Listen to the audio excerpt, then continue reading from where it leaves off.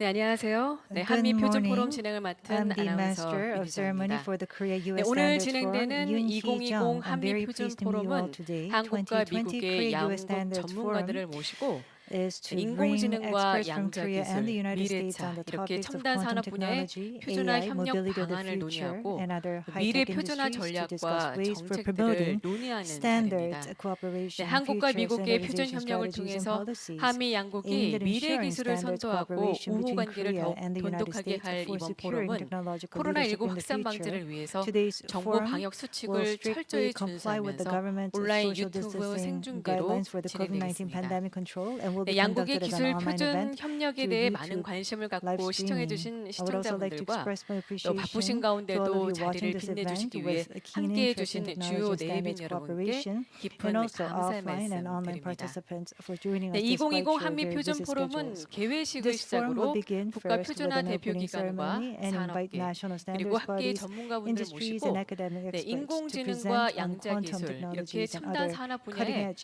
표준화 industries and their 전략과 standardization 정책에 strategies as 대해서 well as 기조 policies 강연을 먼저 during the keynote 진행하겠습니다. session. 이후 심야 세션에서는 Afterwards, there will be 한미 a late 전문가들 간 evening session 패널 for 토의가 expert panel 진행되겠습니다. discussion 끝까지 between 많은 Korea 관심과 and the United 시청 States. We look forward 부탁드리겠습니다. to your continued 자, interest 먼저 and participation. 국가기술표준원 이승우 With 원장님 that, before we 모시고 begin the forum in 개회사를 청해 earnest, we will 듣겠습니다. invite 큰 Administrator Lee 박수로 Seung-woo 환영해 of the 주시기 Korean Agency 바라겠습니다. for Technology and Standards for his opening address. Please welcome Administrator Lee with a big round of applause.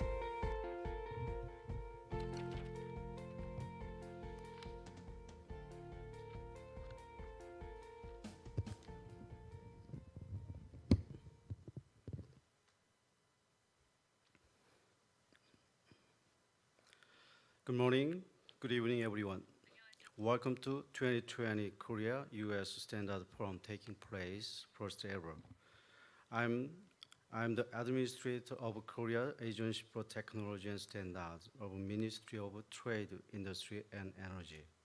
It is great honor to be here and to take opportunity delivering the opening remarks in such a great venue. First of all, I would like to extend my deepest gratitude to Joe Bhatia, President of American National Standard Institute, Woo Tae-hee, the Vice Chairman of the Korea Chamber of Commerce and Industry, and James Kim, Chairman of the American Chamber of Commerce in Korea, for joining us this forum despite the critical situation of COVID-19. And I also would like to express my sincere appreciation to all the participants being here, especially my special thanks go to the experts from Korea and the United States who will address the key issues in the panel discussion tonight. Ladies and gentlemen, now the world is struggling to cope with the unprecedented COVID-19 pandemic, which has thrown the whole world into crisis, bringing with it a prolonged economic recession. To surmount this global crisis, we need to more work together under the spirit of solidarity and cooperation across the world. Now more than technological innovation is humanity's best hope to overcome the current economic recession. This pandemic is a potential reminder that disruptive technologies such as artificial intelligence, quantum technologies, and future mobility are becoming core drivers that will shape our future. As we know well, standards have long played a leading role in sharpening the competitiveness of all industry as they provided the ways of reference to open up mass production system on the planet, and even enabled to connect a wide range of innovative technologies. Nowadays, standards are broadly recognized as a critical tool for ensuring fair trade and driving technological innovation.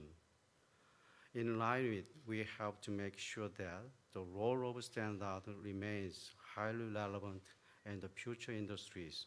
It is no doubt that standard will lead to the technological development of future industries and provide robust foundation to build up a low-carbon economic society.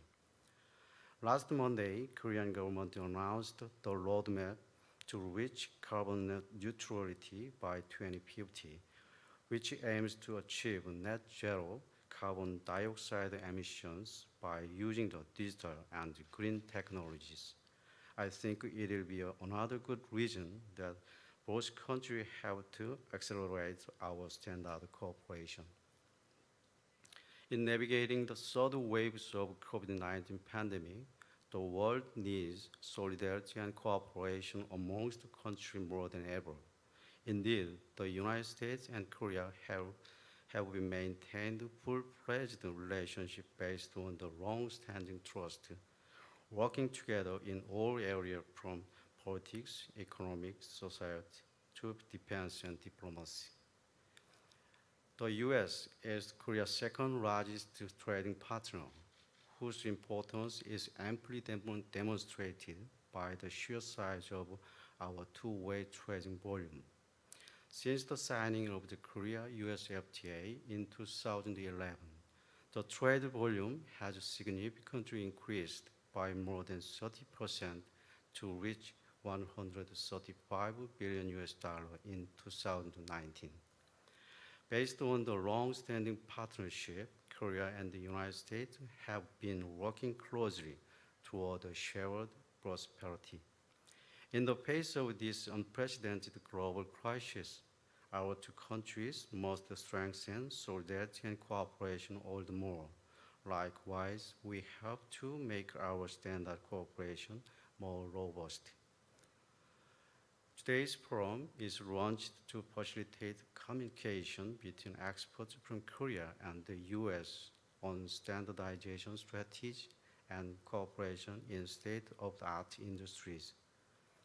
I hope that this gathering serves as an opportunity for experts to share the knowledge and experiences in standardization and explore the way to enhance cooperation so that standardization activities between both countries contribute not only to sustainable growth of the country, but also to recovery of the global economy. Before I conclude, I want to extend my special thanks to ANSI. In the fight against the COVID-19 pandemic, Korea has been working closely with the US to introduce a new COVID-19 related standard to the ISO, proposing K-quarantine models that Korea used in response of COVID-19. Thanks to full support of the US, the first standard can be registered on the ISO in the early December. It is symbolic outcomes that showed strong ties of two countries. In this regard, I express my sincerest appreciation to ANSI for supporting Korea's initiative in standardizing our pandemic response model, such as drive-through and walk-through testing method, as well as the establishment of a new ISO working group on pandemic preparation and response. And I would like to thank Joe Bhatia once again for joining the international webinar on Korean pandemic response, which was organized by our minister this June. I wish this forum would be a cornerstone to further reinforce our standard cooperation in cutting-edge industries. And furthermore, the scope of our work can be extended to the carbon neutrality technologies, which will be global top agenda afterward. Finally, the CAT will remain firmly committed to promoting and supporting standard cooperation between both countries as always. In closing, I thank you, our older participants gathered here, as well as the online participants joining us from the US. I wish all of you health and safety in these challenging times. Thank you. 네, 말씀 감사합니다. 오늘 포럼을 위해서 함께해 주신 모든 분들에 Thank 대한 you very 감사 much. 인사 말씀과 That was 함께 a 이번 word of 포럼을 계기로 appreciation to all the 첨단 산업 분야의 participants 표준 joining in 협력을 offline 더해 as well as offline. He also 돈독히 hoped 해지기 바라는 that 말씀 cooperation between the 해주셨습니다. two countries would 네, 이어서 increase 미국 so that we 표준원 can 조 바티아 enhance our 회장님의 cooperation and standardization as 환영사가 well. 있겠습니다. Now we're going to 조 invite 바티아 President and 회장님의 CEO 환영사는 Mr. Joe Bhatia of 영상으로 ANC. 연결돼서 He 진행하도록 will 하겠습니다. deliver his speech via Hello, Mr. online. Joe Bhatia. Thank you very much. Hello, everyone, and very good morning to all of my colleagues in Korea, especially my good friend, CATS Administrator, Mr. Lee, and Tahi Wu, the Vice President of Korean Chamber of Commerce and Industry. And also, I'm welcoming all of you to the 2020 Korea-US Standards Forum, a very important and very timely undertaking. Given the importance of US-Korea trade that Mr. Lee referred to, this forum, in my view, offers an excellent opportunity for our two countries to do a couple of things. Number one, exchange information on key standardization issues. Number two, identify potential opportunities for cooperation, as we have done so well in many other cases. And number three, in advancing activities that support the US-Korean trade. I would like to personally thank the leadership and staff from CATS for their hard work and for their commitment to make this event possible. In particular, Sangam Han, Director of International Standards Cooperation Division and Secretary of the Korean National Committee of the IEC. Quite frankly, I greatly wish that those of us who are representing US could have joined you in person. Perhaps some other day in the future, there would be an opportunity to do just that. And at the same time, we would love to have you come and visit us in US and be part of our dialogue with our communities and our industry. But we're still so fortunate that technologies and of course the standards underpin these technologies. So these technologies enable us to cross the oceans virtually so that we can connect meaningfully during these extraordinary and difficult times.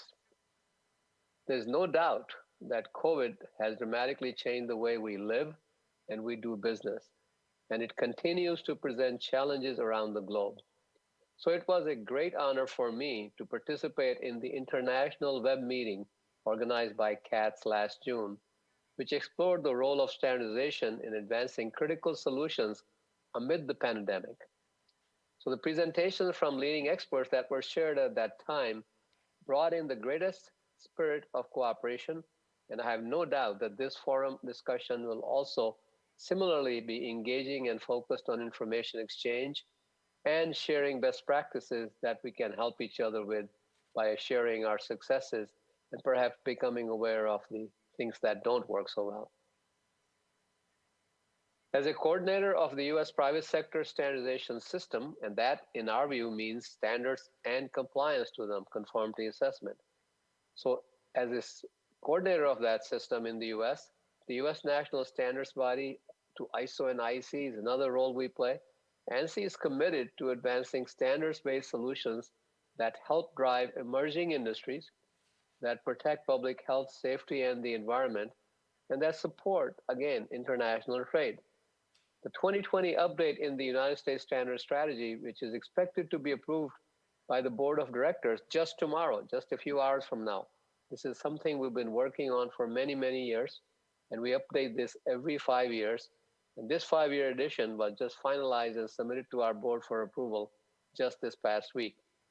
This affirms US commitment to standardization that meets global needs and that supports global trading systems. After all, the international language of commerce really is standardization. According to the US Department of Commerce International Trade Administration, 93% of the entire global goods that are exported rely on conformance to the standards and standards themselves. This statistics illustrates the enormous impact that standardization has on the market access and on the global trade. And it underscores why this forum's discussions are so frankly very, very beneficial to all of us. Indeed, South Korea is among US most important and most willing partners in the trade. According to the Office of the US Trade Representative, the US goods and services that trade with Korea totaled an estimated $168 billion in 2019. Now, my number seems to be slightly higher than the number Mr. Lee presented, so I hope our number is perhaps the right one because that implies better and more active trade. And according to the latest available data from the Department of Commerce, US exports of goods and services to South Korea supported an estimated 358,000 new jobs. So ANSI and the US standardization community are deeply committed to working closely with our Korean counterparts and to support the shared standardization priorities and trade. With the growth of transformative technologies such as artificial intelligence, quantum computing, and emerging transportation technologies, the global standardization community faces new challenges, and the opportunities don't lie far behind. So standards and conformance solutions must find a way to respond and evolve faster than ever to meet the needs of highly dynamic systems that cross borders, drive growth, but change very rapidly. As the technology deployment becomes more global, new competitors and new shifts in the balance of interest are also at play. So we are obviously challenged to have our best offers and best actions in order to succeed. So all this underscores the value of a strong and positive US-Korean relationship in standardization. Our dialogue can help better position our nations to meet the demands of changing technologies, changing priorities, and changing policies and leadership around the globe. In US, we just had a major change in the US leadership just a couple of weeks ago. So we are getting accustomed to the change seen on that front as well. And Nancy and our vice president, I think many of our participants, but Mary Saunders, she's a VP, and she's participating in the transition team of the new administration to hopefully help them identify the opportunities that can be best addressed by standards and compliance solutions and market access and other negotiating issues. So the topics that will be addressed over the course of the forum today are quantum technology, electrical vehicles, and artificial intelligence. These represent shared priority areas for US and Korea. They are areas where the standardization and compliance to them can facilitate major progress for people, for businesses, and for industries around the globe. I look forward to the presentation from the forum's esteemed speakers and encourage everyone to consider where there may be mutually beneficial opportunities for cooperation and continued dialogue for the future, and to identify things that we can work together on and advance the solutions collectively on the international stage. And that's very relevant because, after all, we're really a global trading village these days. Working together through standardization, we can develop solutions that benefit the entire world and all of us as well. So thank you very much for this wonderful opportunity to speak with you, to be part of your activity. And I wish you the very best during the holiday season, and may you have a very successful next new year. Thank you. Thank you for joining us. 네, 조 바티아 회장님의 환영의 말씀 함께 하셨습니다. That was 이 the 표준의 welcoming 중요성이 remarks 정말 중요한 from 만큼 Mr. Joe 한미 간 Bhatia. 표준 He emphasized the importance of 양국의 무역을 또 cooperation 지원하고 in 나아가 standards, 전 which could 세계의 promote 성장과 bilateral 산업 trade 발전을 촉진할 and 것을 in 기대한다는 the end 말씀해 contribute 주셨습니다. to the growth 고맙습니다. of industries 네, and 계속해서 trade globally. 대한상공회의소 우태희 Next, I'd like to now 부회장님의 축하의 invite 말씀이 Executive 있겠습니다. Vice 네, 무대로 President of 모시겠습니다. KCCI, Mr. Tae-hee Woo, for the congratulatory address. Please come to the podium. Good morning, everyone. On behalf of the Korean business community and KCCI, I'd like to congratulate everyone on the start of the 2020 Korea-US Standards Forum. I'd also like to express my deepest gratitude to CAT's Administrator Lee Sung-woo, as well as ANSI President and CEO Mr. Joe Bhatia for joining us online despite the time difference. In the digital era, level of global technology depends on standardization, and standards are synonymous with market domination. But Korean standards are not much established when compared with our R&D efforts. with investments totaling 20 trillion won in 2019. Korea ranked global fifth in terms of the amount and first in terms of GDP ratio. Still, Korea's standardization activities leave much to be desired. Against this backdrop, I would like to suggest 3 ways that Korea and the US can cooperate together in this field. First, Korea and US can strengthen their partnership through M&As. Countries around the world are using the method in an attempt to take the lead in global standardization.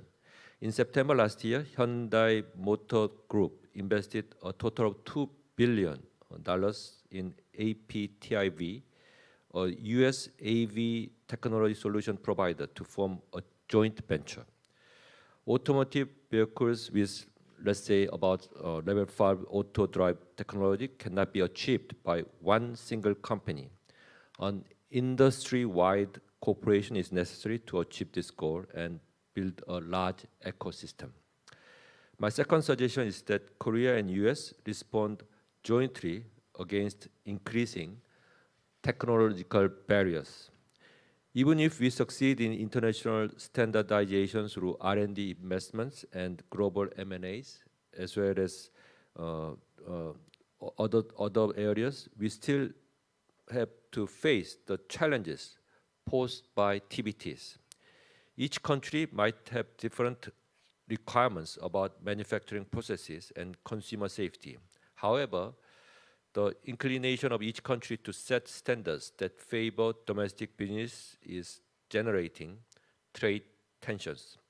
WTO is seeing that technology norms do not become trade barriers, and member countries dutifully adopt international standards when there is one.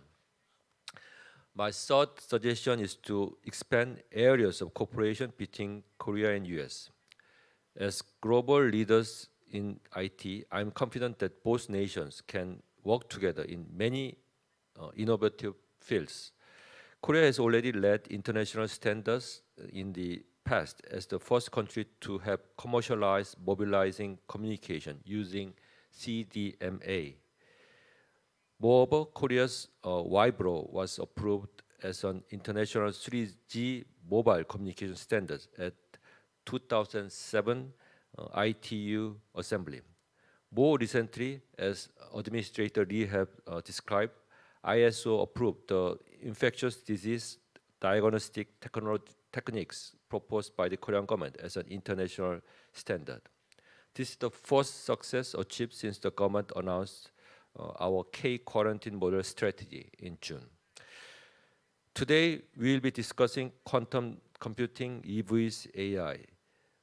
These are all decisive elements in expanding our global market share, depending on how successfully we cooperate. I look forward to seeing Korea and the new US administration join hands together to suppress protectionism and lead global standards policy. Thank you very much for your attention. 감사합니다. 네, 말씀 감사합니다. 네, 한미 양국 간 기술 Thank you 공유에 very 중요성을 much. 강조해 He 주셨고요. emphasized 무엇보다도 the 한미 양국 간 importance of 파트너십을 위해서 technical 세 가지 cooperation between the 방안을 two countries 제안하셨습니다. and also 말씀 proposed 감사합니다. three different 네, measures 마지막으로 for 주한 increasing our 미국 상공회의소 cooperation. 제임스 Last 킴 but not least, we're 회장님의 going to 축하 invite 말씀이 Mr. 있겠습니다. James Kim, 제임스 who's the 킴 chairman and 회장님의 CEO of 축사는 영상으로 AmCham. 준비되는데요. His 영상으로 speech 함께 will be made 만나보시죠. in a video message. Good morning and good evening. First and foremost, I want to thank Katz, Moti, and Nancy for the invitation to speak at this very meaningful forum. I especially want to thank Mr. Lee Seung-woo, Katz Administrator, and Mr. Joe Batia, ANSI President and CEO, for their outstanding leadership. It is so unfortunate that I cannot be there with you in person today. However, I'm grateful that I can still join you virtually. Representing more than 800 member companies and affiliates from every industry, AmCham deeply appreciates the vital role that standard-setting organizations such as CAS and ANSI play in our bilateral economic relationship. Standards are the building blocks of the global economy. they affect over 80% of international commerce that takes place today.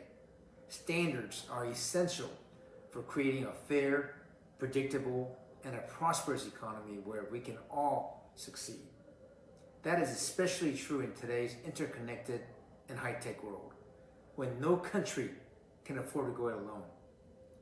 History shows that when a country departs from global standards in an effort to protect its domestic industries, it shuts out innovative investments, products, and ideas that are needed to grow its economy, create high-quality jobs, and improve the quality of life of all of its citizens.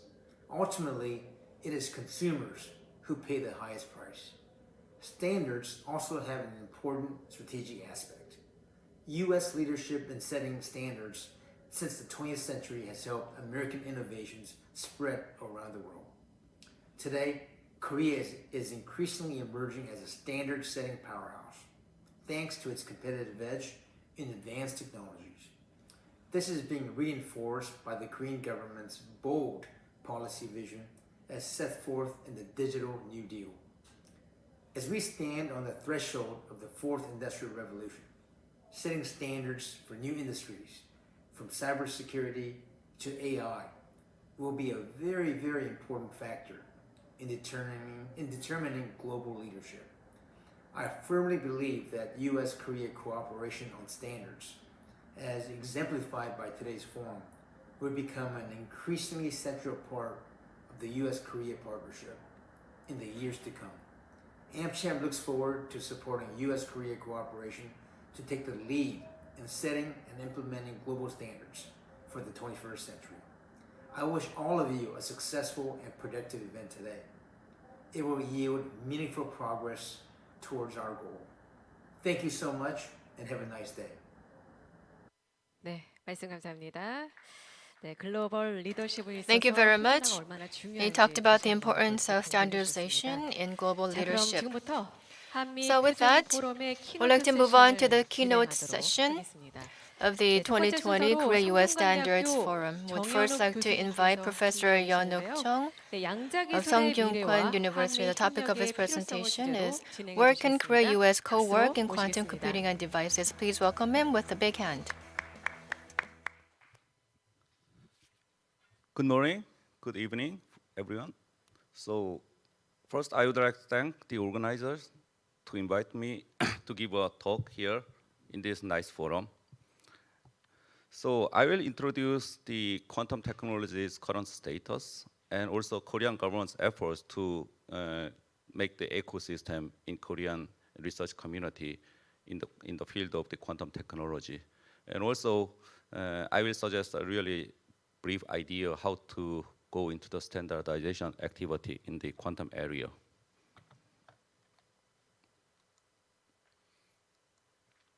So first, the quantum technology is a little bit too difficult for public, I feel, but it has developed for last 2 decades or maybe 3 decades very rapidly. So I'm pretty sure that in maybe 10 years, it will be pretty familiar technology for everyone. So in general, we categorize the quantum technology in 4 categories.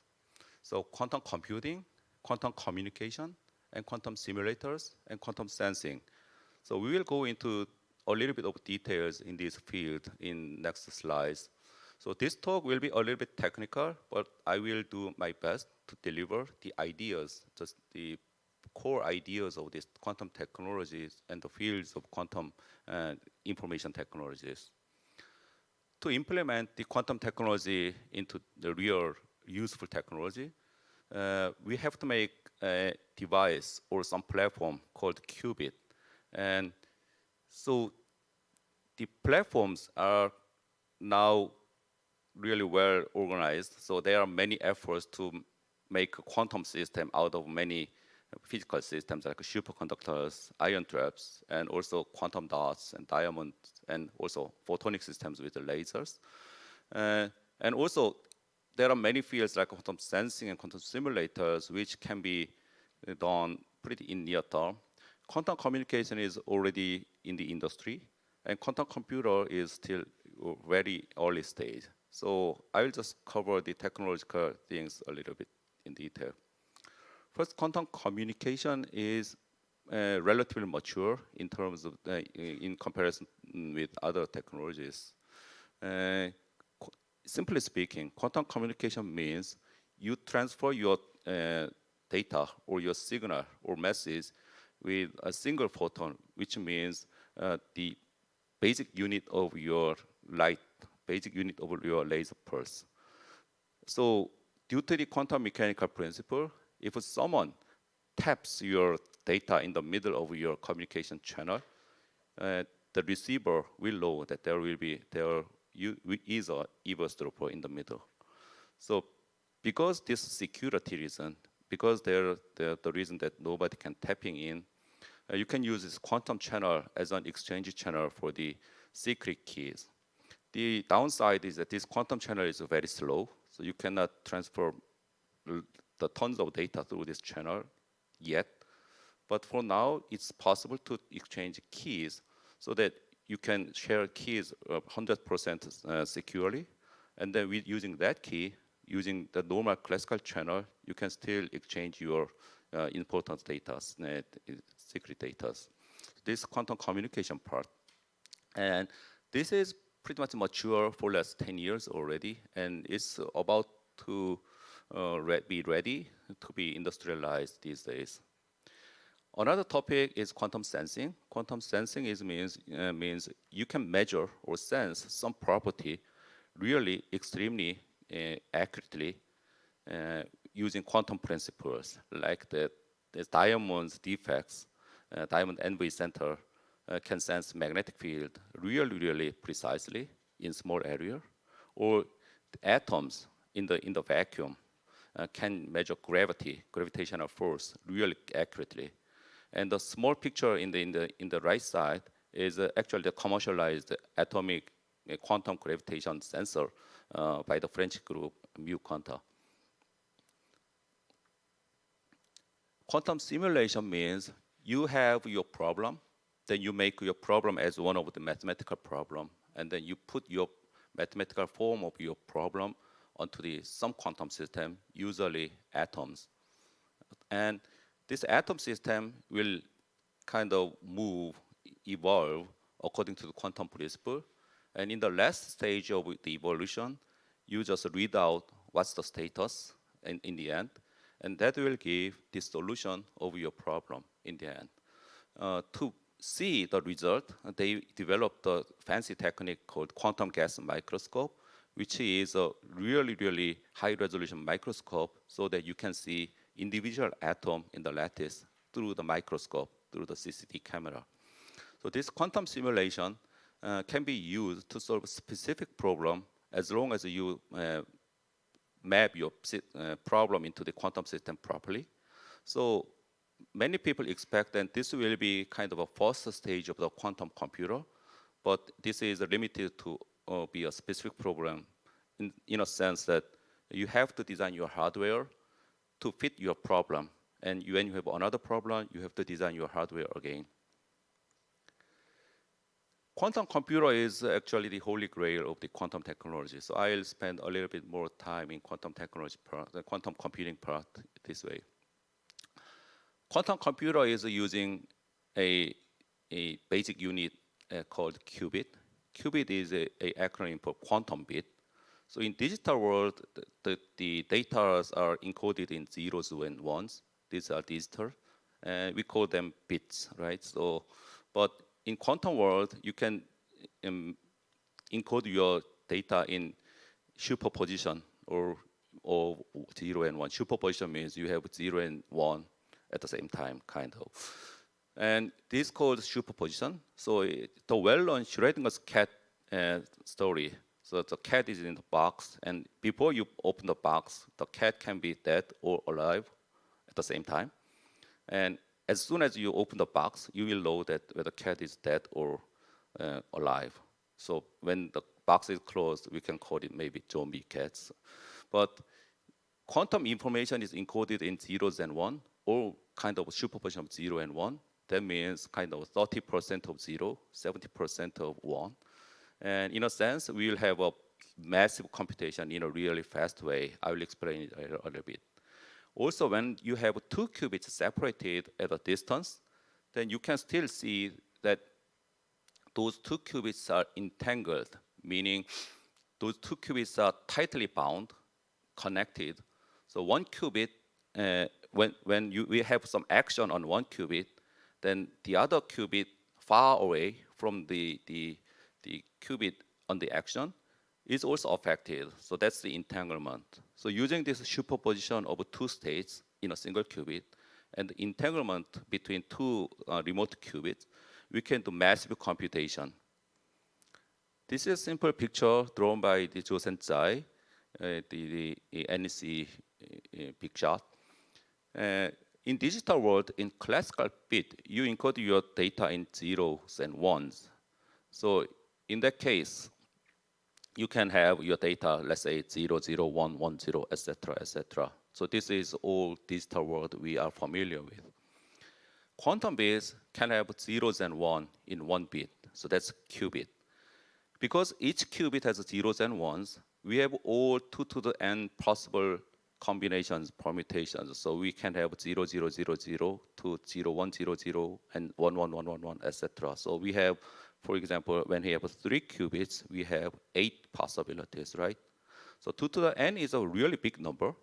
So if you see when 2 to the n with 50 qubit, just 50 qubit, and that's the memory size of the most powerful supercomputer in the world right now.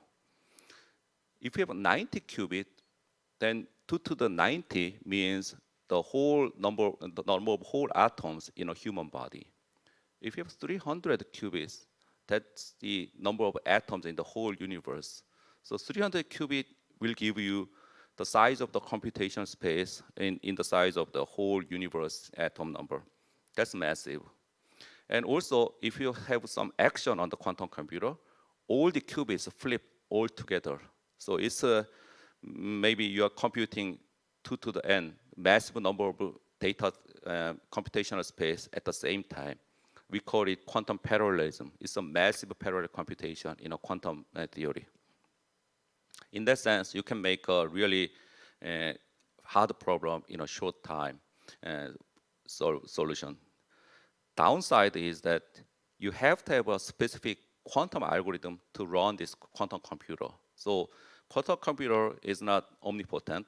Quantum computer can solve only the problems, which is hard for the classical user computer, but it's fast in quantum computer. So the application of the quantum computer is really limited to specific hard problems. So never think that quantum computer will replace the current computer in the future.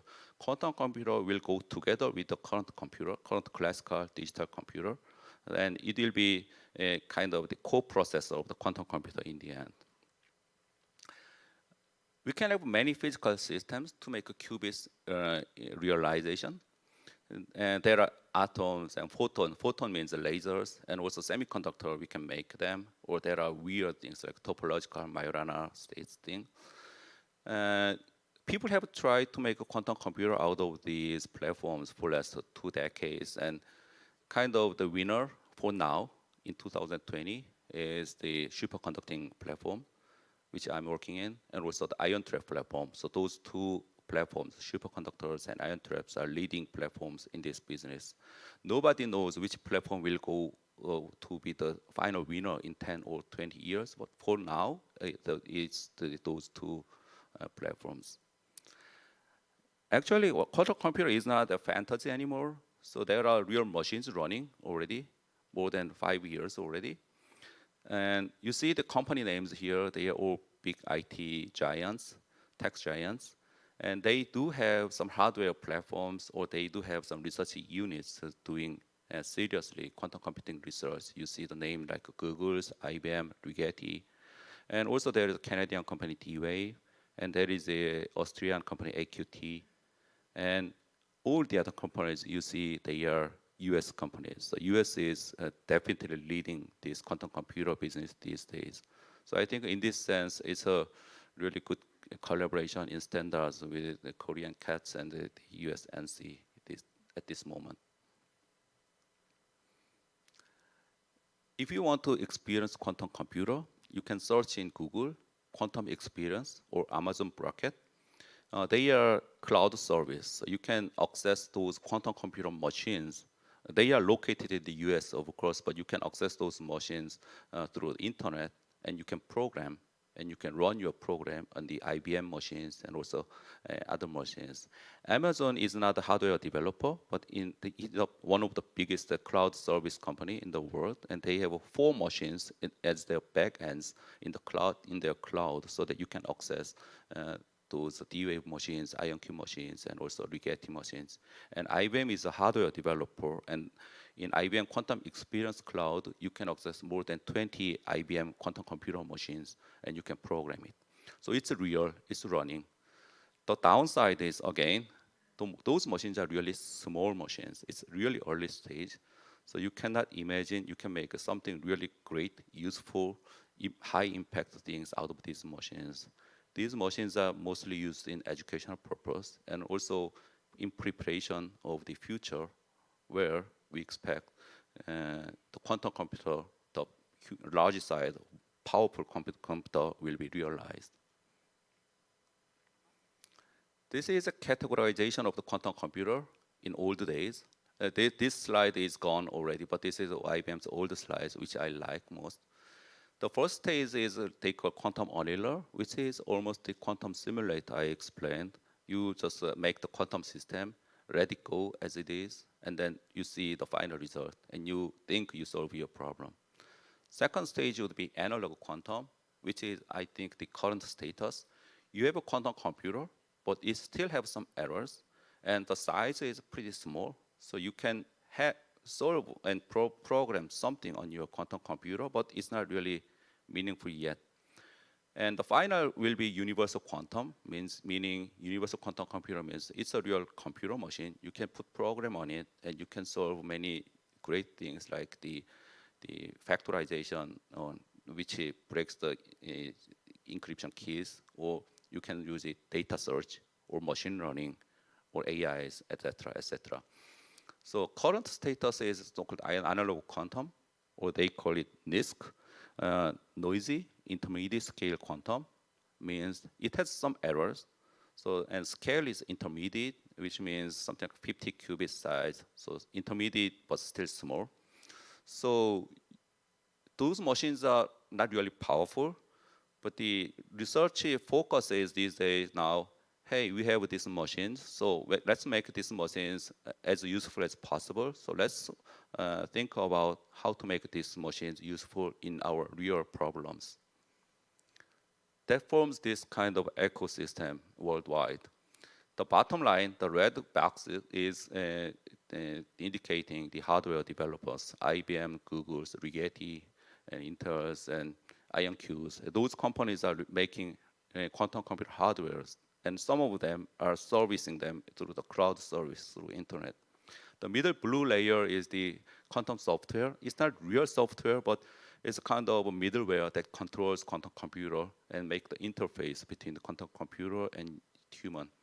The top layers are called quantum application, but it's basically consulting companies where, let's say you are some company like the mining company or oil company, and you have some idea, hey, my problem can be solved in a quantum computer, but you don't have any quantum computer expert these days. Worldwide, it's a lack of manpower.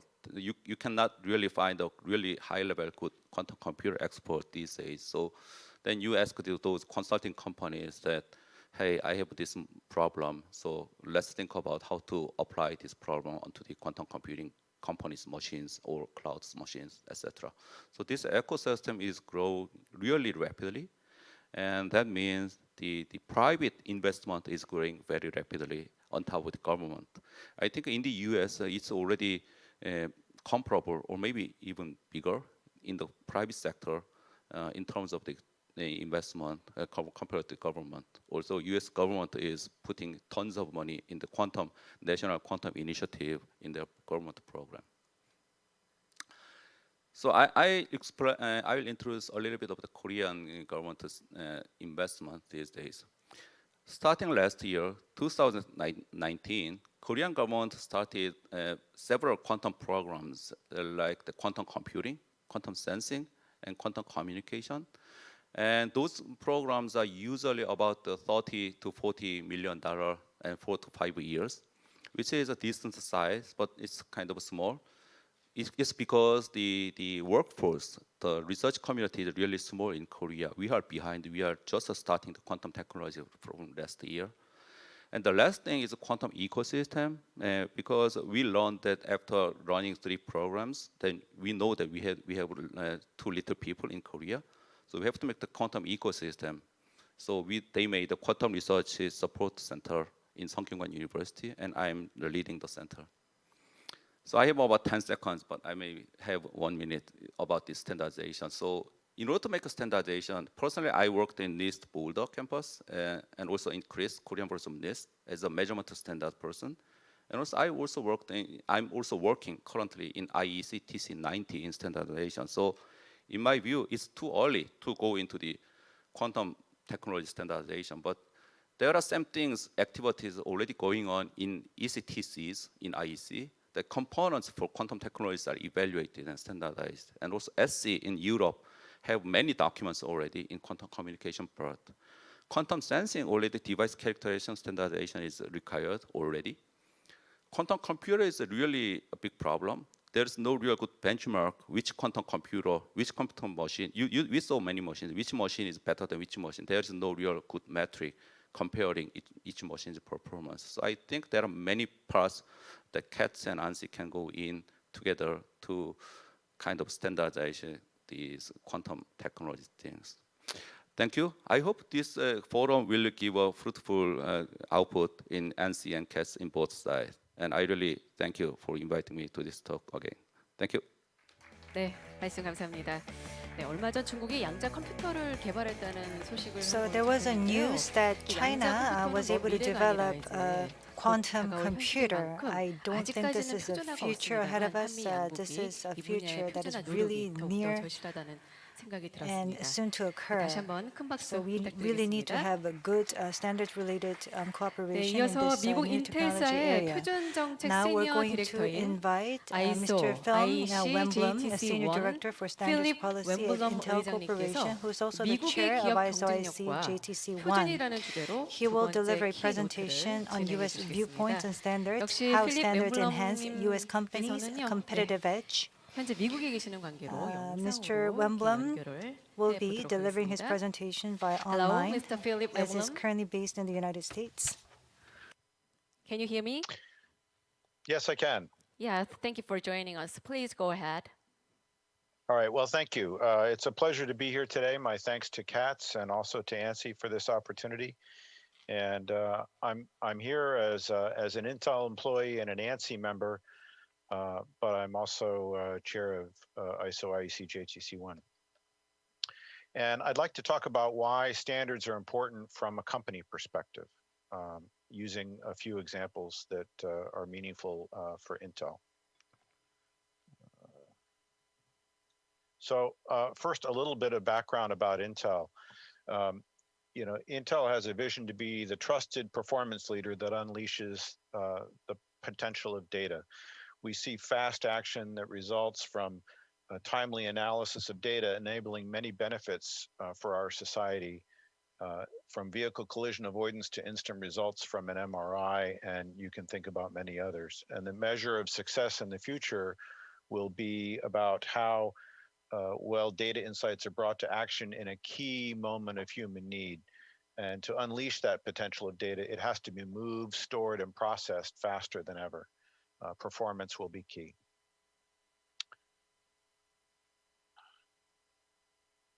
As the complexity and volume of data explodes, Intel is on a journey to process the data closer to the moments of need, closer to decisions and action.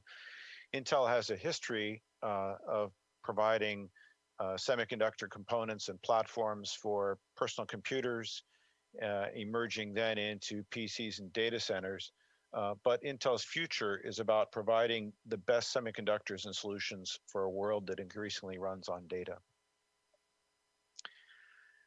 Intel has a long history of contributing to standards development. And I'd like to illustrate that with a few examples. Back in the late 1970s, Intel was developing a specialized processor to perform floating point arithmetic calculations. And at that time, across the industry, there were different ways of doing floating point arithmetic. It was not done in the same way on each computer, and that was a particular challenge for software developers because they never knew quite how the calculations would be handled on the platform that their software would run upon. Those differences had, in some cases, very damaging consequences. There was a famous case of a rocket that failed to launch correctly and destroyed itself in the 1990s because of missing calculations from a floating point perspective. The IEEE began a project called 754 to standardize floating point arithmetic across the industry. Around the same time that Intel was developing our floating point processor. And a key professor who was involved in Intel's project was also participating in the standard and got Intel's approval to bring Intel specifications to the standard. And they became, after a lot of debate and benchmarking and comparison, they became the basis for the 754 standard. That standard's been improved since that time. It was recently republished after further revision. But what I can tell you today is that the IEEE 754 standard is used by virtually every computer all over the world. Your laptop, your phone, it doesn't matter who makes them. They rely on IEEE 754 for floating point arithmetic. The second example I'd like to share is regarding USB. In the mid-1990s, Intel sought to make it easier to connect various devices like a keyboard or a mouse or a camera to a personal computer. It's very easy now, but in the 1990s, it was very difficult. You had to buy expensive specialized equipment to do that connection. And Intel was doing some work in our labs to make that easier, but it became clear that to realize the promise, it would be necessary to develop a standard. And that's where USB came from. Intel worked together with a small group of companies to create that. It was introduced in 1996 and has been continuously improved since then. And in the past few years has also been brought to the IEC. So it's now an IEC standard. And it's, I think everyone uses USB now. We're all familiar with it. But it started with that early work on making something easier to connect, and then realizing that a standard would be needed to fulfill the promise of the invention. And the third example I might mention is the fact that Intel employees across different parts of our business units and labs contribute to various parts of ISO IEC JTC1. We have people contributing to development of programming language standards, cybersecurity, multimedia and still image coding, the Internet of Things, and artificial intelligence. And for us, participating in JTC1 means we can do all of that work under one organization, which has international acceptance. Overall, Intel has about more than 1,000 experts, and we're participating in over 300 different standards development organizations. So that's a pretty big investment, and it begs the question, what's the benefit to the company of making that kind of investment? And I'll look at that from a few different perspectives. I'll explore a few ways. This is not an exhaustive list, and companies are diverse, so what makes sense to Intel doesn't necessarily apply to every other company. And one important message I think that I'll try to highlight is that standards are a tool. How they're used makes a difference, but they're a tool that's used to achieve some other result. The standard itself is not the result. So the first area I'd like to talk about is market access. This is maybe one of the first areas that many people think about as the reason to do standards development, because standards development can enable a market opportunity. And I think the example I shared with you about the IEEE 754 standard was an example of this approach. Before IEEE 754 existed, there were many different approaches for doing floating point arithmetic. And for Intel to provide a new floating point processor into that market, it was fragmented, and it would have been hard to create a good market opportunity. But by contributing pieces of the Intel's product into the standards process, the market became more consolidated, more aggregated, and a market opportunity that was appropriate for Intel's processor became more clear. So developing that standard and for Intel to contribute technology to that standard really enabled a market opportunity for the product that Intel later introduced. Standards are critically important for global trade and opening markets. You heard about some figures there earlier. It's 80, 90%, some very large percentage of global trade relies on standards. And because standards are so important, the World Trade Organization Agreement on Technical Barriers to Trade addresses how they're treated by trading partners. And nearly all the other trade agreements, bilateral and multilateral trade agreements, have some provision addressing standards. And that's really recognizes that standards can facilitate trade and get in the way of trade as well if they're not done correctly.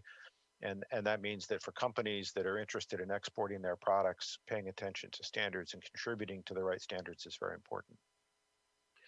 Customers are often more willing to purchase a product when it is standards based. It makes them more comfortable that their investments will be preserved and well utilized, and they'll have some choice of supplier that results in competition and lower costs.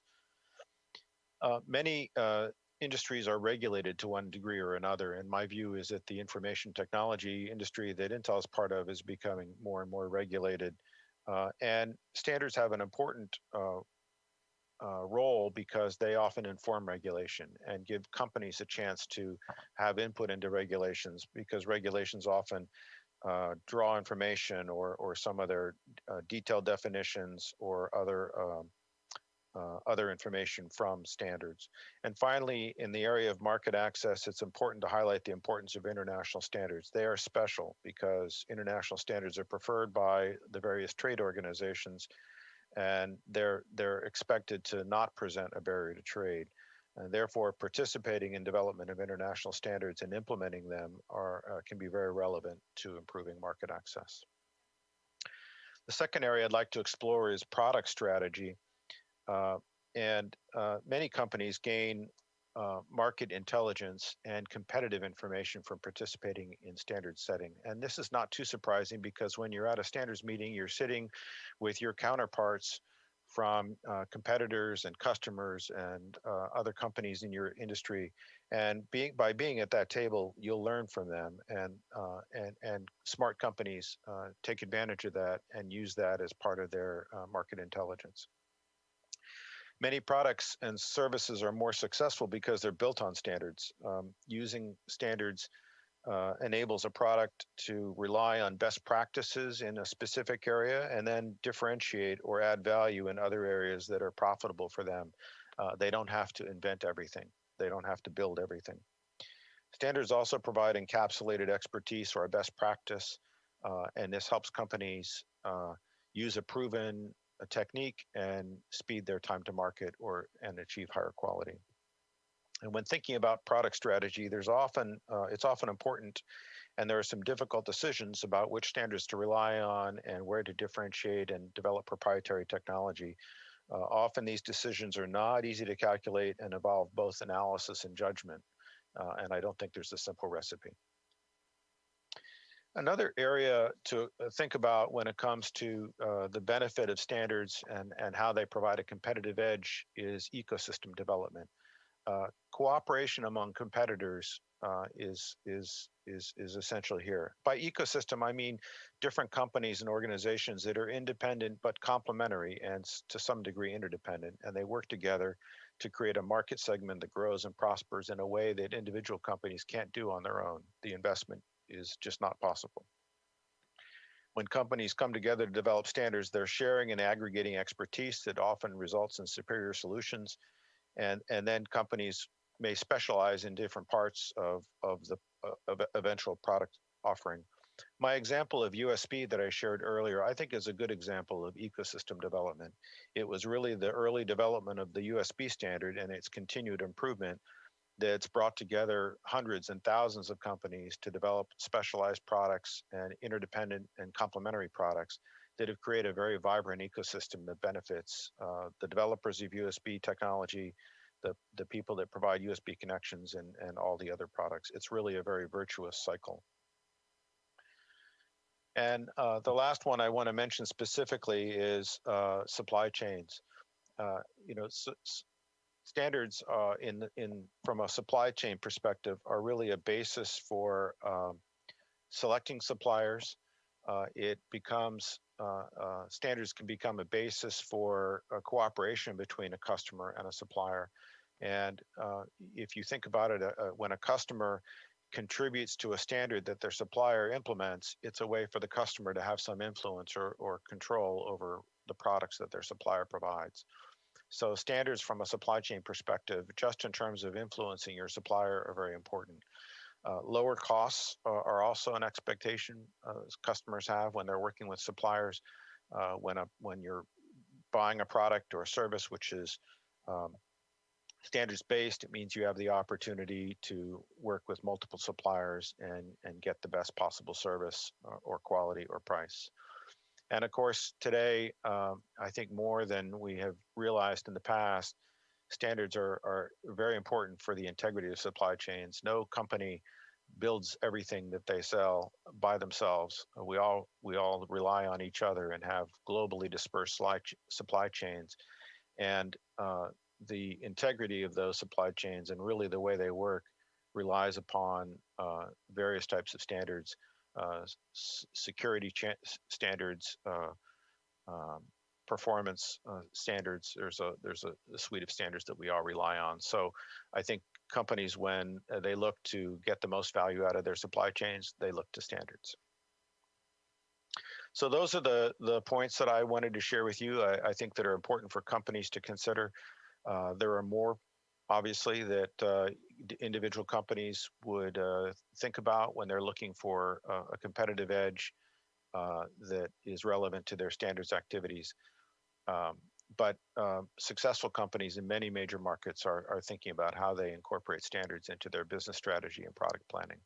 There are some important choices that need careful analysis and judgment. I mentioned which standards will you rely on, and where will you do your proprietary value-added development. And appropriate use of standards is really important for market access, market growth, and enhanced competitiveness. And I think I shared a few examples with you of that. And many successful ecosystems around the world are standards-based. So, and ecosystems are a powerful way that companies can grow the benefit of their individual investment by encouraging complementary investments from many other companies. So that's what I wanted to share with you, and I thank you again for the opportunity. 네, 말씀 감사합니다. Thank 네, you very 미국의 much 기업 for the 경쟁력을 가질 수 presentation. 있었던 데는 So 정말 이제 American 표준이 companies 아닐까라는 are 생각이 very 들었습니다. strongly, they're very 다음은 competitive thanks to 글로벌 안전 the 과학회사 standardization UL 코리아 activities. 정현석 Now we're going to invite 사장님께서 Managing Director of 혁신과 UL 무역의 Korea 촉진, to talk 적합성 about 평가 the 관점이라는 topic 주제로 of 세 building the 번째 bridge between 키노트를 Korea and the 진행해 United States 주시겠습니다. through 다시 한번 큰 certification 박수 by UL. 부탁드리겠습니다. Please welcome Mr. Jung with a big round of applause. Honorable Mr. Lee Sung-woo, Administrator of CATS, President and CEO Joe Bhatia of ANSI, and dear distinguished guests and speakers, thank you for the opportunity to speak to you today. My name is Hyun-Seok Jung, and I am overlooking UL organization in Korea. It is with great honor that I present to you a topic around facilitating innovation and trade from a conformity assessment perspective, with also a deep dive look into the future mobility, the mobility ecosystem itself, which is one of the main themes of today. As you all know, navigating today's global market is riskier and more complex than ever before, with lots of uncertainties and volatilities, not only in technology advancement, but also in regulatory requirements.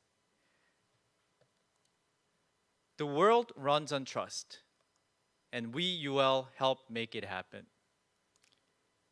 Ever since our founding in 1894, UL has been working with a mission for a safer world and advancing innovations in the past 126 years.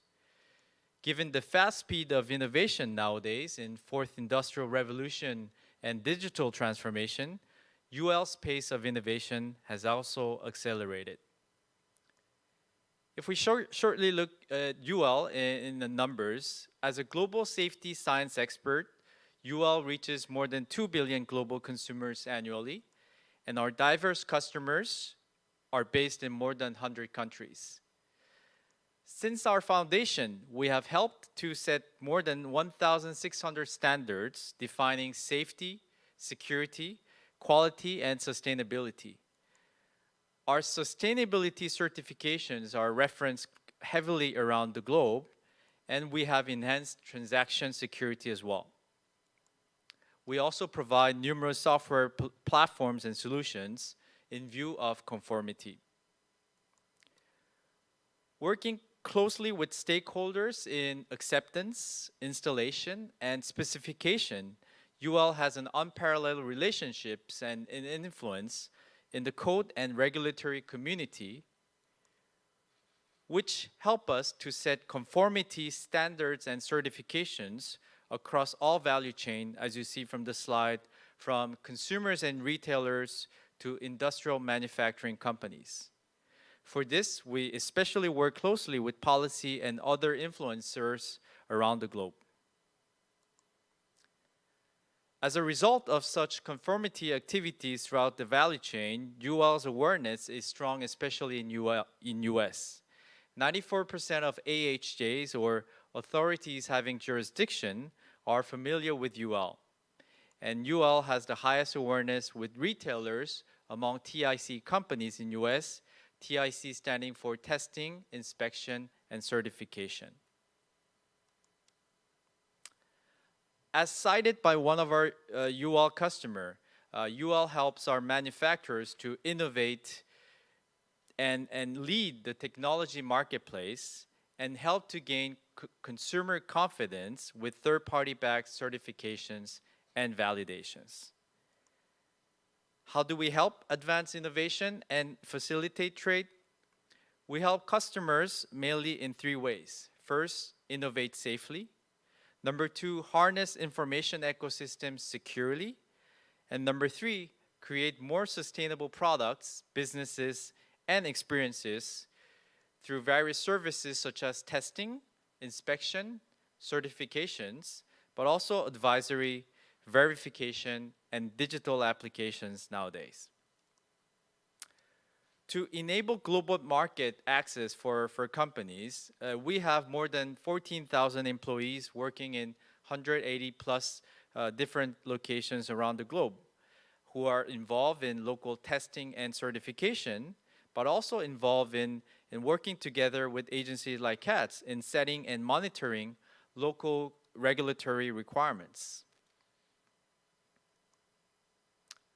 UL's presence in South Korea began in 1969 by supporting our local customers with follow-up inspection services associated with UL certifications for export into US. Since then, we have started local certification with local talents in 1997 and built a safety and testing lab in Suwon, Korea in 2015. Korea is at the forefront of global innovation, as evidenced in Bloomberg's Innovation Index. Korea has been consistently ranked at the top, number 1 and number 2. And when it comes to export, Korea is ranked number 7 globally in terms of export volume, and US is actually number 2 export country for Korea, followed after China. So export into US has always been very important for Korean companies. Now I would like to mention a few examples of how we try to advance innovation in Korea. The first is through knowledge sharing sessions with our local and global experts, such as the 2017 Korea Battery Safety Summit that we held in cooperation with a lot of local agencies such as KTL, KTC, and KTR. 2018 IEC Battery and ESS Symposium, which has been hosted by the same host today, CATS, and our own UL Innovation Summits as well, not to mention numerous seminars and webinars. We are also advancing innovation by building and expanding local testing expertise. In our Suwon lab, built in 2015, we have already built capability for FCC mobile testing to enable mobile phone companies to export into access the US market. And we have also built EMC wireless, SAR, and IoT Internet of Things related testing capabilities. At the same time, in line with technology innovations in Korea, we are expanding into 5G, automotive, and interoperability, which areas I will a little bit explain later in the slides. Last example of UL advancing innovation and facilitating trade for companies is a partnership with local labs and government agencies. This ensures the conformity assessment of products at local level to gain global market access. Such examples include, but not limited to, testing for consumer retail products, indoor air quality testing, surface burning testing for building materials, wire and cable testing, and wind turbine testing. The last example, wind turbine testing, is actually enabling foreign companies to access Korea market by certifying KS or Korea standard. Now, as an example of advancing innovation more specifically from a conformity assessment perspective, I would like to take a deeper look into the future of mobility, again, one of the main themes of today's forum, which is very exciting. As you are aware, the automotive landscape is in the midst of a paradigm shift. Rapid advancements in technology paired with increasing regulatory, consumer, and commercial expectations are pressing manufacturers to create compelling and safe mobility platforms for the future. It's truly a challenging and dynamic environment for the industry.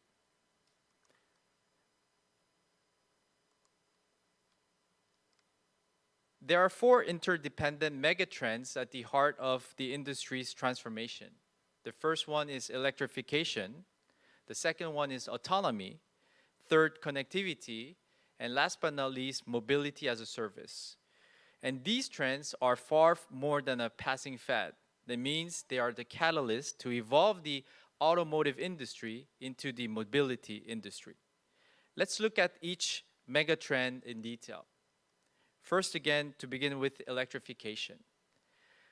Today, declining battery prices and the increased availability of new models and also charging stations are making electric vehicles more accessible to consumers and commercial stakeholders.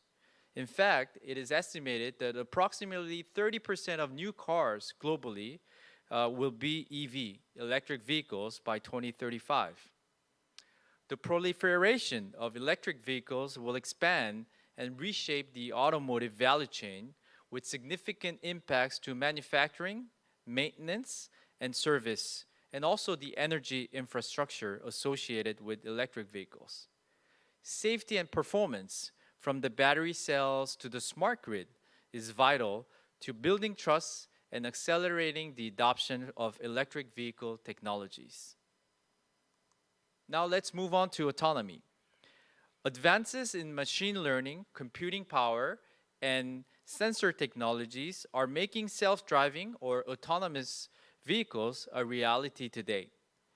The market is ready for the technology to deliver momentous benefits, such as increased mobility for urban and aging populations, improved safety on the road, and also efficiency in how we spend our travel time in the future. Korea has jumped into the autonomous race as indicated by the recent headlines mentioned in the slide. And as Vice President Mr. Woo mentioned earlier, you can also see Hyundai Motor and Aptiv sealing a deal for a joint venture for moving autonomous vehicles. So Korea is an important market for automotive, and with recent investments and partnership, it is evidence that autonomy is an important area. Now let's move on to the third megatrend, which was connectivity. Connectivity is very crucial automotive trend we're going to highlight today. Connectivity enables autonomous vehicles to communicate with their environment. Emerging wireless technologies such as 5G will serve as the foundation for safer adoption of vehicle to anything or V2X communication applications. Consumers and companies expect their vehicles to serve as an extension of their smartphone by offering uninterrupted access to entertainment, communication, and even business. Connectivity and V2X will accelerate the growth of smart cities even by enabling vehicles to talk to each other to avoid crashes, reduce traffic and pollution by communicating with the traffic signals of the city, and even conduct financial transactions at charging stations or passing the toll at a highway. Connectivity will also provide manufacturers the ability to push software updates directly to their vehicles to enhance safety and their functionality without requiring manual service updates that we do today. The final megatrend we see today is mobility as a service. On-demand and shared mobility solutions, from car sharing to ride-hailing like Uber in US, are meeting the increasing transportation needs of growing urban and aging populations. While fewer people are predicted to purchase their own cars in the future, the vehicles that are on the road will be better utilized and ultimately lead to an increase in individual travel mileage. While these trends are bringing in a new age for mobility, they are also introducing unique new challenges. Challenges around the cost of innovation, regulatory uncertainty, ecosystem complexity, and also safety and cybersecurity issues. I would like to take a little bit deeper look on the two dimensions, the regulatory uncertainty and safety and security topics. First of all, rapid changes introduce uncertainty and risk. And in some of these growth areas, the race to innovate actually is outpacing the development of standards or regulatory requirements around safety, security, and data privacy. For example, federal agencies in the United States have yet to establish a clear set of standards around these technologies. In many cases, still, individual states have their own policies, which creates a confusing and complex regulatory landscape for the mobility industry, and this is only for US. Most importantly, I want to share the challenges surrounding safety and security for the new mobility industry. Each of the four megatrends carries significant safety and security risks. There are fire and electrical safety risks associated with battery cells and charging systems. There will be cybersecurity risks that extend well beyond personal data to the operation of vehicles on the road and the national power grid. And there will be risk associated with self-driving vehicles sharing the roads with either human drivers during testing and in real-world operation. While the challenges are numerous, the demand for safe, secure, affordable, and innovative mobility solutions create immense opportunity for the companies who are prepared to deliver trusted solutions. To deliver trusted solutions in this industry, UL helps companies to achieve innovation safety through battery testing and certification, functional safety education and evaluation services, and also material and product performance to start with. The topic of functional safety is a very important one, and safe vehicles require a complete safety case. From functional safety FUSA to safety of the intended function SOTIF, and now with UL 4600, the first US standard for autonomous driving with ANSI approval, companies can ensure the safe performance of electric and electromechanical systems of a vehicle. In this regard, KVA by UL provides extensive advisory and training services in relation to functional safety. and the recent signing agreement of collaboration between UL and SAE International will also help setting the right frameworks for the future safety of autonomous vehicles.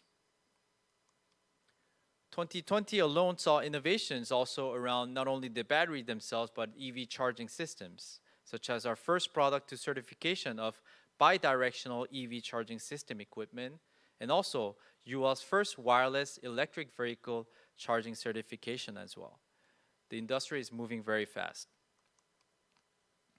Adding to the trusted mobility solutions are secure and connected technologies, notably cybersecurity, EMC and wireless, and interoperability.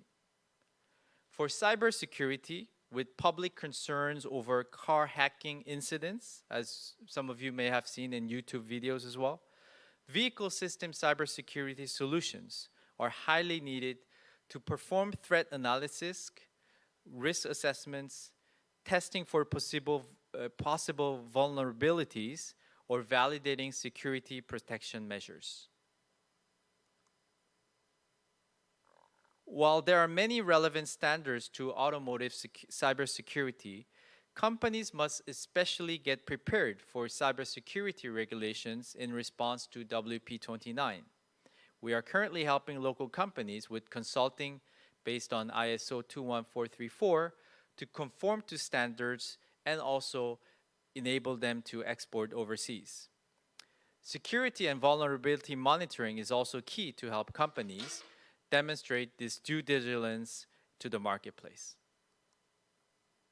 The mobile phone is at the center of the user experience in the vehicle, and incompatibilities with a single phone can lead to frustrated customers and overwhelmed service and call centers. Manufacturers of infotainment systems, mobile phones, and chipsets need to find problems before the consumer does. So their interoperability testing service include Wi-Fi, Apple CarPlay, Android Auto, and also wireless charging. Finally, vehicle electronic sub-assemblies and components pose unique testing challenges to recreate the in-vehicle device operation and monitor performance in a laboratory testing. OEM-recognized EMC or electromagnetic compatibility validation testing of various component types are needed because the car becomes like a computer nowadays, such as switches and motors, electronic control units, lighting assemblies, EV battery control modules, and even complex infotainment modules.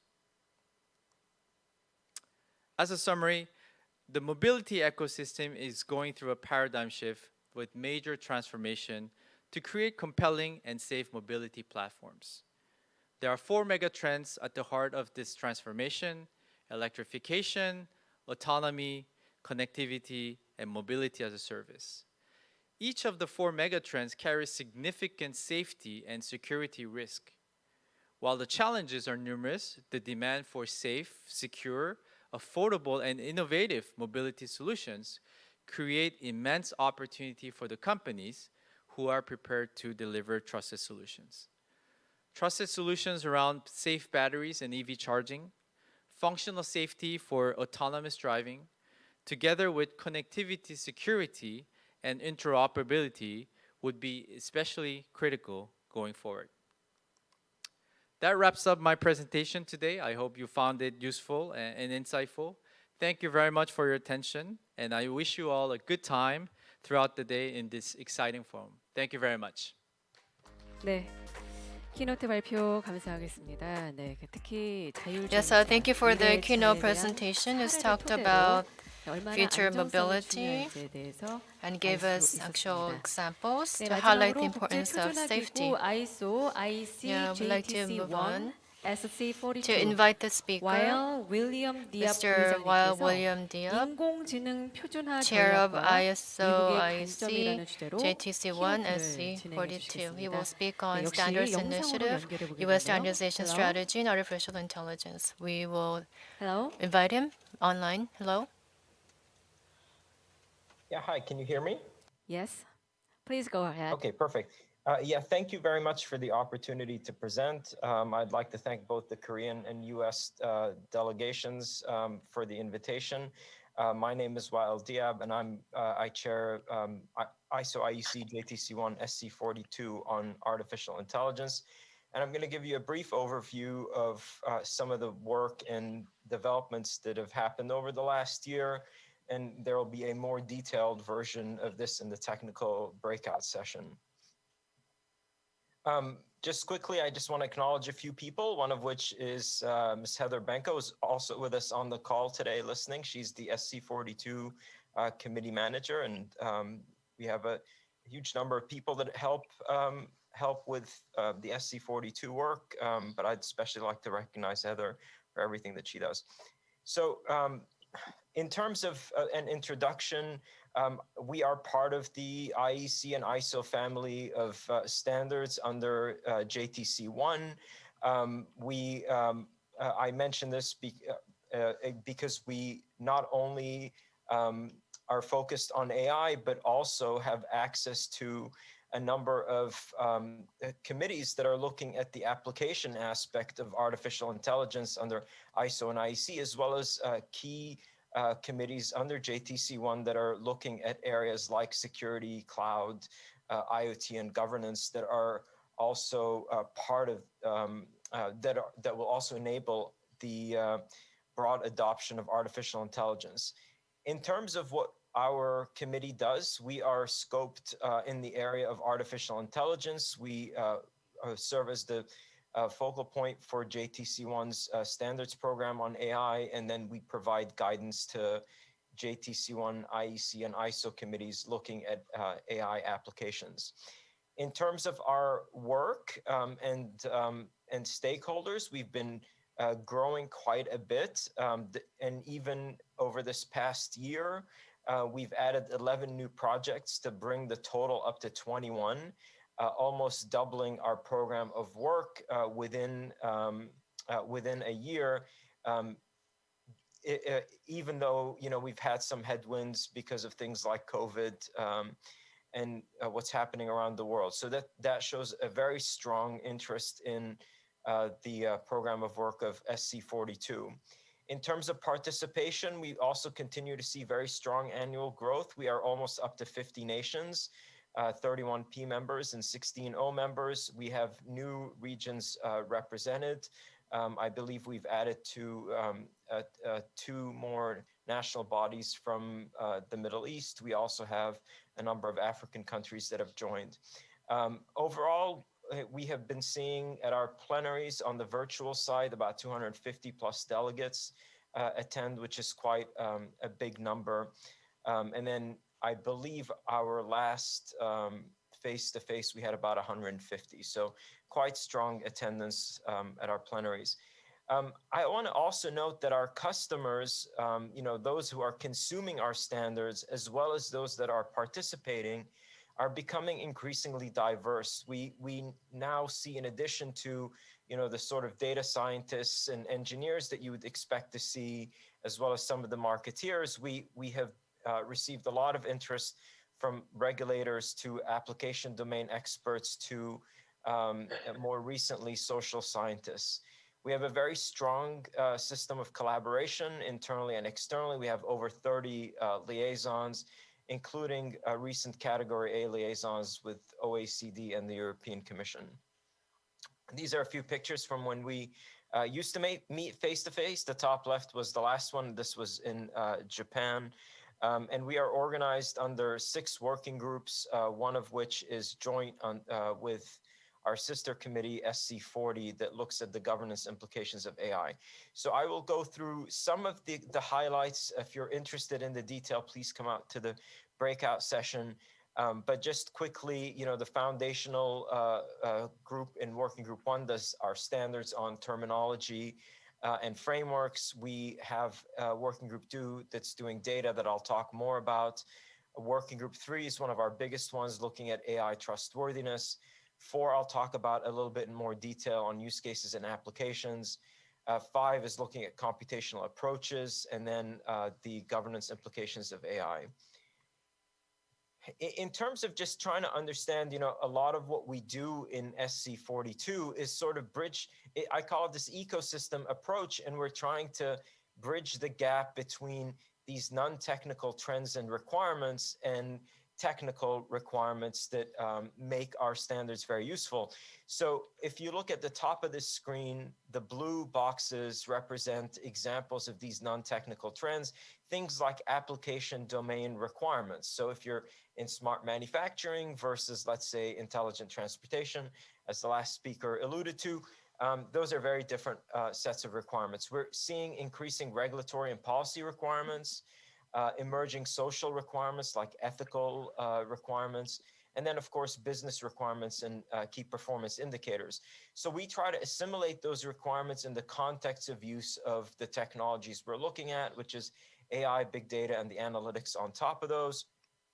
And then from that, we build and deliver our horizontal and foundational projects. So examples of these deliverables are like foundational concepts, reference architectures, use cases, guidance, and frameworks. And from there, the story doesn't stop there. There are ecosystem deliverables like application domain standards that would build on top of what we do. Open source projects also benefit from the work that we do, as well as proprietary solutions. So that is kind of a little bit of a picture as to how we think of the problem. We are an IT technical committee, so we do not deal with things like policy, but we look at the context of use to better understand what that means in terms of technical requirements. So just to focus on a couple of examples that I thought might be interesting to talk about, since they've experienced changes over the last year or so. One is on data. We're seeing a bigger focus on data, the data ecosystem, things like characteristics, properties, and quality of data. And we found that this is essential to work on AI, big data, and analytics. So while we had previously inherited the program of big data, we expanded this working group to deal with all data aspects in one place, both because the experts are there and the tremendous amount of similarities that present themselves. So for instance, big data deals with extensive data sets and looking at compute architectures that can best deal with that. And the characteristics there, as many of you may be familiar with, are volume, variety, velocity, variability.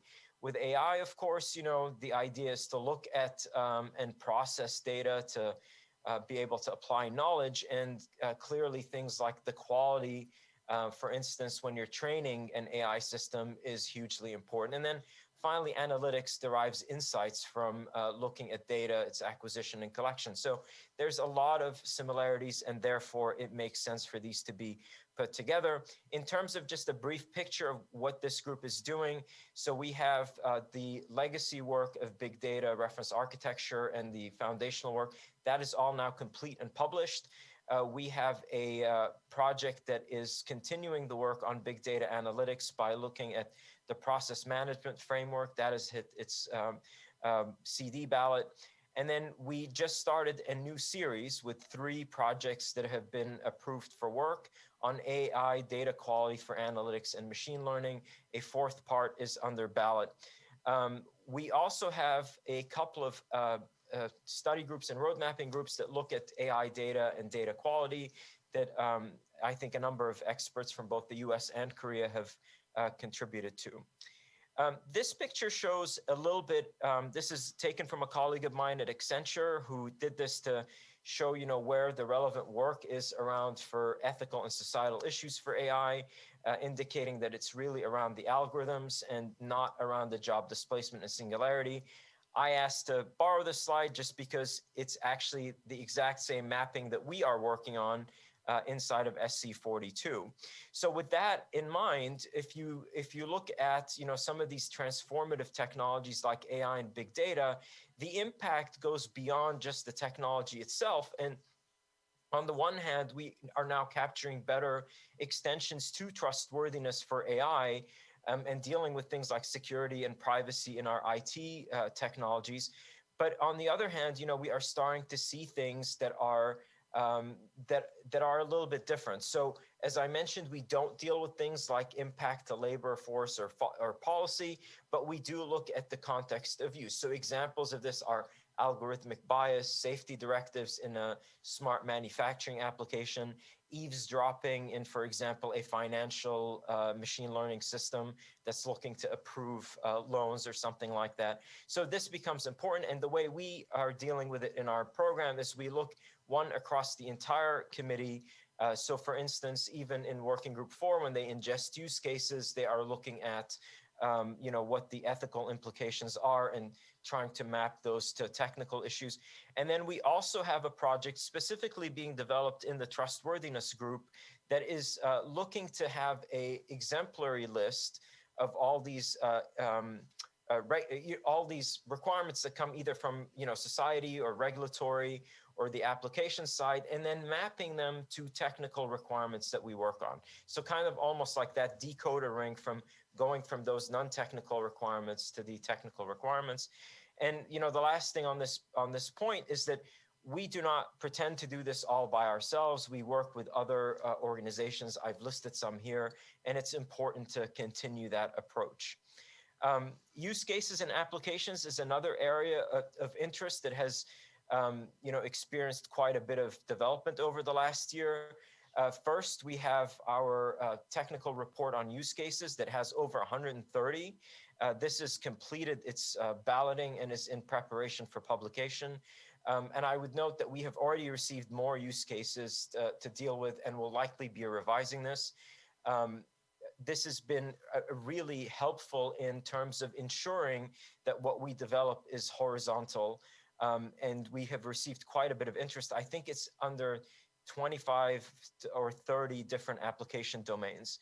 A couple of new areas, one of which I think would be very interesting here, is we're developing a new standard on the guidelines for AI applications. So this basically takes a concept similar to one that we have used with big data and taking the point of view from outside, someone that would deploy AI for an application. How would they look at our standards, and how would they look at the problem, as opposed to looking at it from an IT-centric view? So this would really go a long way to help sort of bridge the gap between the technical IT standards and then the domain relevant standards. Finally, this is very, very new. This happened at our October plenary, and it was driven by the Korean national body's contributions.